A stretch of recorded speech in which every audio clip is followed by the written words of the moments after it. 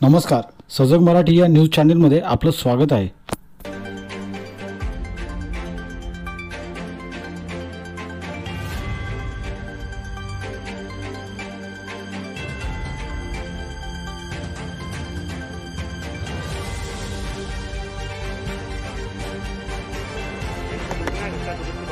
पुनर्विचार याचिका दाखल केलेली आहे, काय सांगाल?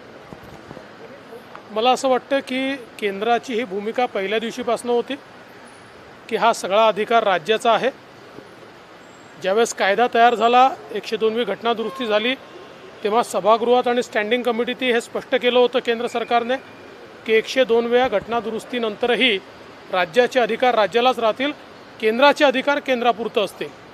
असं असताना देखील या संदर्भात माननीय सर्वोच्च न्यायालयामध्ये न्यायाधीशांमध्ये दुमत झालं आणि 2 न्यायाधीशांनी 102 वेळा घटना दुरुस्तीनंतर राज्याचेच अधिकार आहेत असं सांगितलं आणि 2 न्यायाधीशांनी 102 वेळा घटना दुरुस्तीनंतर मागास घोषित करण्याचे अधिकार हे राज्यांनी केंद्राकडे पाठवायचे आहेत अशा प्रकारे सांगितलं आणि 3ऱ्या न्यायाधीशाने त्यांना साथ दिली। त्यामुळे 3 विरुद्ध 2 अशा प्रकारे 102 वेळा घटना दुरुस्तीमध्ये मागास घोषित करण्याची जी प्रक्रिया आहे ती केंद्र सरकारकडे आहे अशा प्रकारे ते प्रतिपादित करण्यात आलं। या संदर्भात आता केंद्र सरकारने ही भूमिका घेतलेली आहे की हे सगळे अधिकार राज्यांचेच आहेत आणि म्हणून त्यांनी पुनर्विचार याचिका ही दाखल केलेली आहे। पुनर्विचार याचिकेच्या माध्यमातून केंद्र सरकार राज्याला राज्याचेच अधिकार देऊ इच्छिते। अशोक चव्हाण यांनी असं म्हटलं केवळ या पुनर्विचार याचिकेने होणार नाही तर 50%ची जी आरक्षण मर्यादा आहे त्यालाही आव्हान दिलं पाहिजे केंद्राने। असं आहे की सगळं केंद्राने करायचं आणि राज्यात आम्ही माशा मारायच्या आणि मिळालेलं आरक्षण घालवायचं, हे किती दिवस करायचं? अशोक चव्हाण साहेबांनी कायदा समजून आणि सर्वोच्च न्यायालयामध्ये पुनर्विचार याचिका कोण करू शकतं या संदर्भातला विचार करून त्या संदर्भातला निर्णय केला पाहिजे।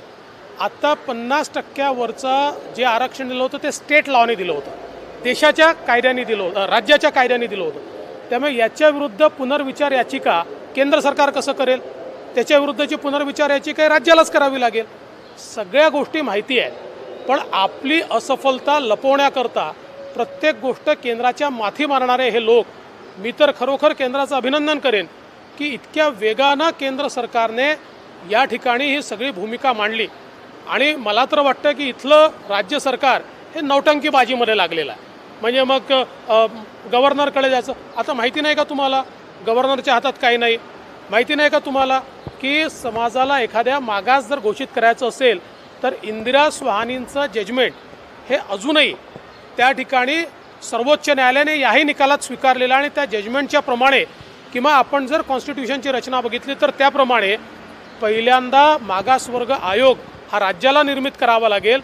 त्या मागासवर्ग आयोगाला मराठा समाज मागास कसा आहे याचे नव्याने कारणं द्यावी लागतील, कारण आधीची जी कारणं आहेत जी गायकवाड कमिशनने दिली होती ती रद्दबदल झाली आहे। त्याच्या व्यतिरिक्तची कारणं देऊन तो अहवाल कॅबिनेटमध्ये पास करावा लागेल आणि मग तो केंद्र सरकारला पाठवावा लागेल आणि केंद्रीय मागासवर्ग आयोगाकडे तो जावं लागेल।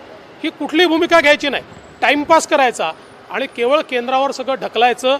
मला असं वाटतं की लोकांना देखील कळतं आहे कोण काय वागतं आहे।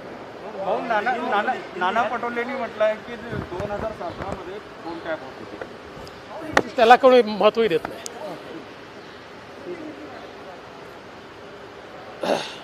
देखिए,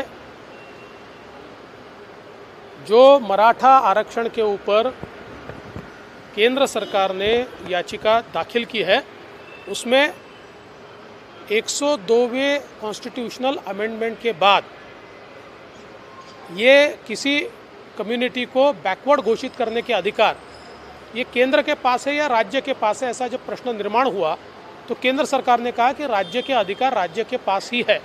किंतु जो हमारा सुप्रीम कोर्ट है उसके बेंच में एक डिवीज़न हुआ 3 जजेस एक साइड और 2 जजेस एक साइड, और 3 जजेस ने ये कहा कि ये जो अधिकार है ये केंद्र सरकार के है और इसलिए केंद्र ने जो अपनी कंसिस्टेंट भूमिका रखी है कि राज्य सरकार के अधिकार है, इसके चलते केंद्र सरकार ने 102वें अमेंडमेंट के ऊपर घटना दुरुस्ती के ऊपर एक याचिका दाखिल की है और उसमें स्पष्ट रूप से कहा है कि हमारी भूमिका ये संविधान संशोधन करते हुए भी यही थी कि राज्य के अधिकार है और इसलिए हम आपके पास ये रिवीजन में आ रहे हैं।